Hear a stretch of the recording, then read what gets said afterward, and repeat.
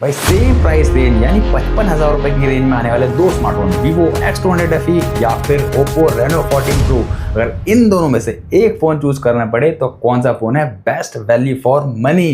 तो स्वागत है दोस्तों आपका एक और नई वीडियो में। जानते हैं Vivo X200 FE लेना चाहिए या Oppo Reno 14 Pro लेना चाहिए।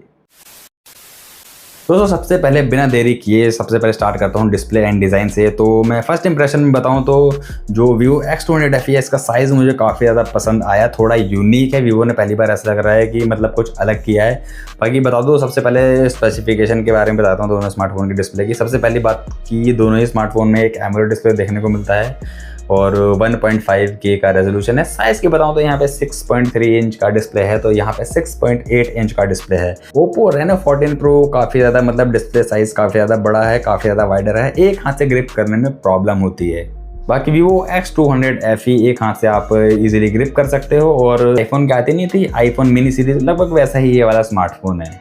बाकी थिकनेस और वेट की बात की जाए तो ये वाले स्मार्टफोन में आपको 8 mm की थिकनेस मिलती है, साथ ही 186 ग्राम का वेट मिलता है, साथ ही IP68, 69 दोनों ही रेटिंग के साथ में आता है Vivo X200 FE। कुछ चीज़ें कॉमन मिलती है आपको Oppo Reno 14 Pro में। जैसे बात करूँ सबसे पहले थिकनेस और वेट की, तो 7.5 mm की थिकनेस के साथ में 201 ग्राम का वेट है और IP रेटिंग एकदम सेम टू सेम है Vivo वाली। IP68 और 69 रेटिंग मिलती है आपको दोनों ही स्मार्टफोन में।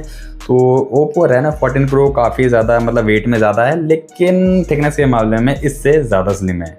कुल मिला के बात की जाए तो डिस्प्ले के मामले में दोनों ही स्मार्टफोन की डिस्प्ले क्वालिटी एकदम सेम टू सेम है। एमोलेड डिस्प्ले है तो कंटेंट वॉचिंग में आपको दोनों स्मार्टफोन में काफ़ी ज़्यादा मज़ा आ जाएगा। हालांकि यहाँ पे बस केवल साइज़ का फ़र्क है, ये थोड़ा कॉम्पैक्ट साइज़ में है, ये थोड़ा बड़ी स्क्रीन में है। बाकी बात करें अगर कैमरा की तो दोनों ही स्मार्टफोन में आपको ट्रिपल रियर कैमरा सेटअप देखने को मिलता है। वैसे तो ये दोनों कंपनियां कैमरे के मामले में आपस में लड़ती रहती है, फिर भी बताऊं ये दोनों स्मार्टफोन में आपको ट्रिपल रियर कैमरा सेटअप देखने को मिलता है, जिसमें जो मेन प्राइमरी कैमरा है वो 50 मेगापिक्सल का है। Vivo में आपको जाइस के साथ साथ जो मेन प्राइमरी कैमरा है यहाँ पे सोनी का सेंसर मिल जाएगा, सोनी IMX921 का सपोर्ट मिलता है। दोनों स्मार्टफोन के कैमरे में आपको OIS और PDAF दोनों टेक्नोलॉजी मिलती है, मतलब आप स्टिल और स्टेबल वीडियो रिकॉर्ड कर सकते हो दोनों स्मार्टफोन से। बात करो सेकेंडरी कैमरा की तो सेकेंडरी कैमरा भी दोनों में 50 मेगापिक्सल का है, जो एक टेलीफोटो लेंस है। यहाँ पे 3x ऑप्टिकल जूम मिलता है, तो यहाँ पे 3.5x ऑप्टिकल जूम मिलता है। यहाँ पे जाइस के साथ साथ सोनी का एक और इमेज सेंसर मिलता है, सोनी IMX882। बात करें अल्ट्रा वाइड एंगल लेंस की, जिसमें आपको शायद फर्क देखने को मिले, क्योंकि यहाँ पे रेजोल्यूशन के मामले में केवल 8 मेगापिक्सल का है, तो यहाँ पे 50 मेगापिक्सल का है। तो यहाँ पे कुल मिला के जो तीनों कैमरे वो 50 मेगापिक्सल के हो गए, लेकिन यहाँ पे एक 8 मेगापिक्सल का अल्ट्रा वाइड एंगल लेंस जो शायद मेगापिक्सल के मामले में कम रह गया। लेकिन बात करें पिक्चर क्लियरिटी की और सेल्फी कैमरा की, सेल्फी कैमरा तो पहले बता दो दोनों स्मार्टफोन में 50 मेगापिक्सल का है और सेल्फी तो अच्छी ही आती है इन दोनों स्मार्टफोन से। Oppo और Vivo तो सेल्फी पे ही काम करता है, आपको पता ही है।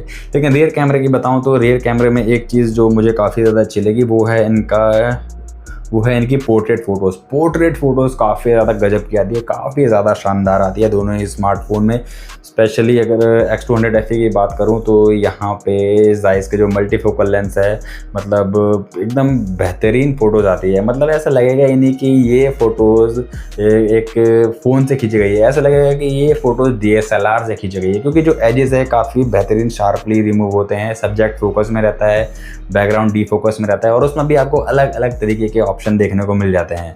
तो दोनों स्मार्टफोन में चूज़ करना काफ़ी ज़्यादा डिफिकल्ट हो जाता है कि किसकी पोर्ट्रेट फ़ोटोज़ काफ़ी ज़्यादा अच्छी है। वैसे अगर मैं पर्सनली चूज़ करूं तो X200 FE की पोर्ट्रेट फ़ोटोज़ मुझे ज़्यादा अच्छी लगी, क्योंकि फ़ोटोज़ काफ़ी ज़्यादा ब्राइट थी, एडजस्ट बेहतरीन तरीके से रिमूव हुए थे और जो कलर कंट्रास्ट है काफ़ी ज़्यादा अच्छा था X200 FE का। बाकी कहना जा सकता है केवल 19-20 का ही फ़र्क हो सकता है दोनों में ही। फ्रंट और रियर दोनों ही कैमरे से आप 4K वीडियो रिकॉर्ड कर सकते हो, तो कैमरे के मामले में मतलब दोनों फ़ोन ठीक ठाक है। अगर बात करें परफॉर्मेंस की, क्योंकि कैमरे के मामले में तो चलो दोनों ही स्मार्टफोन अच्छे हैं, लेकिन परफॉर्मेंस में शायद कहीं ना कहीं कॉम्प्रोमाइज़ कर लेते हैं। लेकिन इस बार शायद आपको इतना ज़्यादा कॉम्प्रोमाइज़ करते हुए नहीं दिखेंगे, क्योंकि यहाँ पे वीवो का जो X200 FE है ये एक 3.4 गीगाहर्ट्ज़ के ऑक्टा कोर प्रोसेसर के साथ में आता है, जो वर्क करता है MediaTek Dimensity 9300 प्लस पे। 4 नैनोमीटर का ये वाला प्रोसेसर है और साथ ही 6500 mAh की बैटरी के साथ में 90 वाट की सुपर फास्ट चार्जिंग है। अगर इसे कंपेयर किया जाए ओप्पो Reno 14 Pro से, तो यहाँ पे 3.2 गीगाहर्ट्ज़ का एक ऑक्टा कोर प्रोसेसर है और जो वर्क करता है MediaTek Dimensity 8450 पे। ये भी वैसे तो 4 नैनोमीटर का प्रोसेसर है और 6200 mAh की बैटरी के साथ में 80 वाट की सुपर फास्ट चार्जिंग है।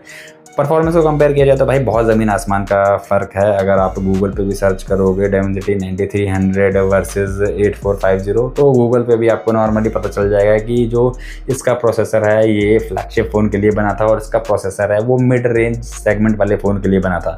लेकिन यहाँ पे सेम प्राइस रेंज में दोनों ही प्रोसेसर देखने को मिल रहे हैं। बाकी बात करें आंतरिक स्कोर की, गेमिंग स्कोर की, CPU स्कोर की, GPU स्कोर की, हर जगह बेहतर है MediaTek Dimensity 9300 प्लस।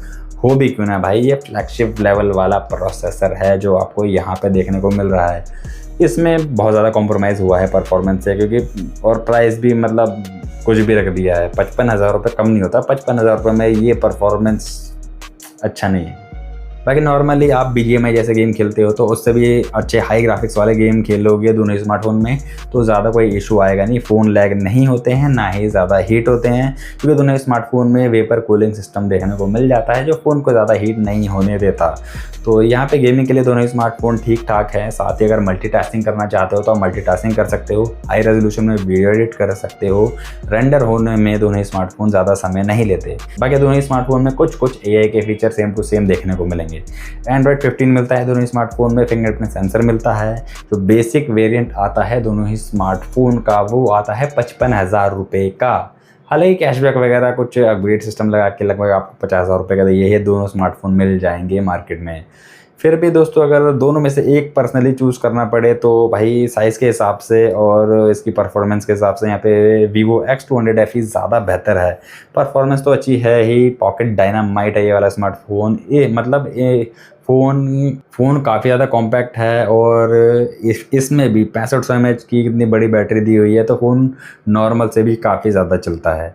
बाकी दोस्तों आप कमेंट करके बताओ ज़रूर कि आपको इन दोनों में से कौन सा स्मार्टफोन ज़्यादा अच्छा लगता है। वैसे आपको कॉम्पैक्ट फ़ोन अच्छे लगते हैं या फिर बड़ी स्क्रीन वाली? फिलहाल के दोस्तों इस कंपैरिजन वीडियो में इतना ही। मिलते हैं नई वीडियो में नया कंपैरिजन करने। जय हिंद, धन्यवाद।